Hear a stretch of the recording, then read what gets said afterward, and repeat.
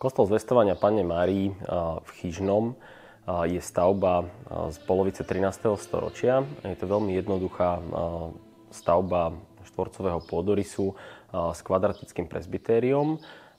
Hmota kostola sa v podstate počas storočí vôbec nezmenila, takže ho nachádzame v jeho pôvodnom stave. V 14. storočí, v 70. 80. rokoch bola stavba, konkrétne svätyňa, doplnená o gotické nastené maľby vymaľované technikou fresky. A v 16. storočí do kostola pribudol oltár z dielne majstra Pavla ako jediný na Gemeri. A v 16. storočí veľmi pravdepodobne pribudol aj obranný múr. V tomto období práve kvôli problémom s našimi vtedajšími novými susedmi s Osmanskou ríšou tieto ohradné múry pribúdali okolo gotických kostolov na tomto území. A ďalším takým aditívom bola v 18. storočí jednoduchá zrubová stavba drevenej zvonice, ktorá doplňa taký ikonický charakter tohto malého intimného kostolíka.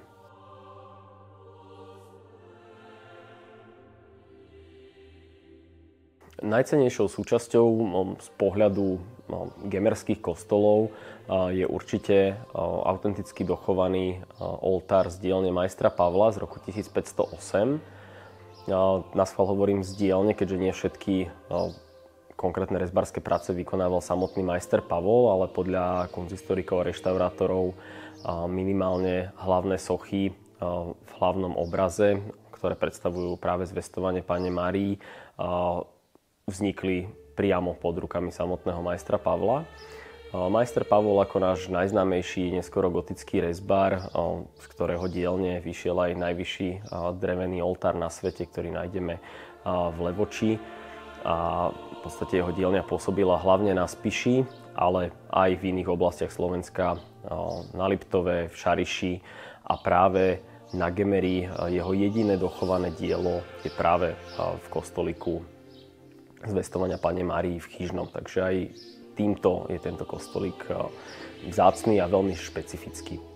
Na hlavnom oltárnom obraze alebo reliefe môžeme nájsť priamo výjav Zvestovania Panne Márii a na ďalších oltárnych poliach sa nachádzajú obrazy navštívenia, narodenia, poklony troch kráľov a v poslednom poli máme zobrazeného svätého Juraja, ktorý je v podstate odkazom na donátorov kostola a na rod Bubekovcov. Oltár je obojstranný, takže pri zavretí oltára, ktoré sa využíva práve počas sviatkov, ako je Veľká noc, sú výjavy z Pášiového cyklu, a teda z utrpenia Krista a Panne Márii. Ide o ukrižovanie a o snímanie z kríža.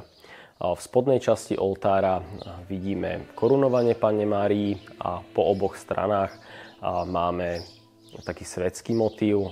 Sú to v podstate prví uhorskí vladári, a to svätý Štefan a svätý Ladislav.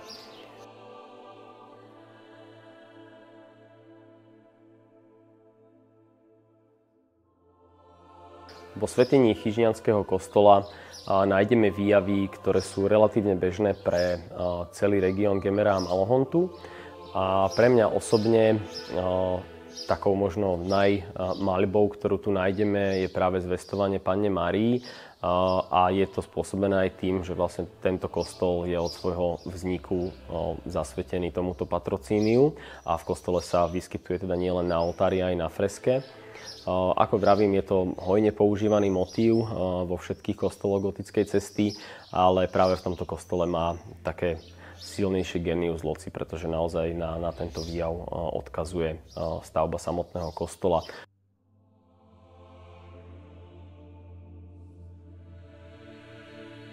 Interiérové fresky boli reštaurované v druhej polovici 20.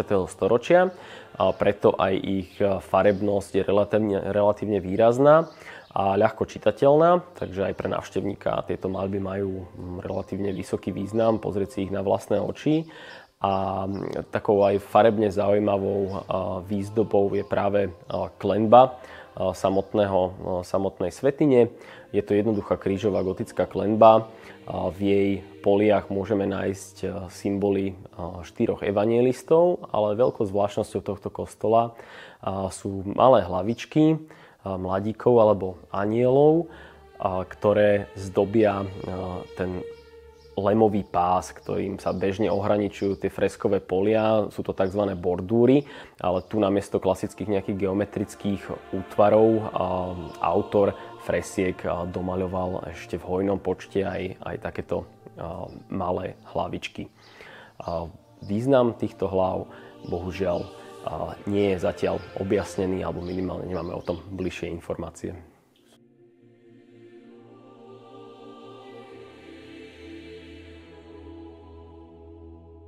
Kostol Zvestovania Panny Márie v Chyžnom je naozaj veľmi útulný a intimný kostol, nielen svojou veľkosťou, ale dýcha tu na vás história hneď po otvorení krásnych kovaných dverí.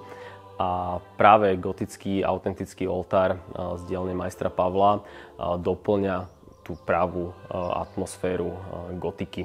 A naozaj sa tu cítite veľmi príjemne. Či už sem prídete teda za duchovným zážitkom, alebo sa chcete vrátiť o pár storočí dozadu a pozrieť sa na svet očami našich predkov.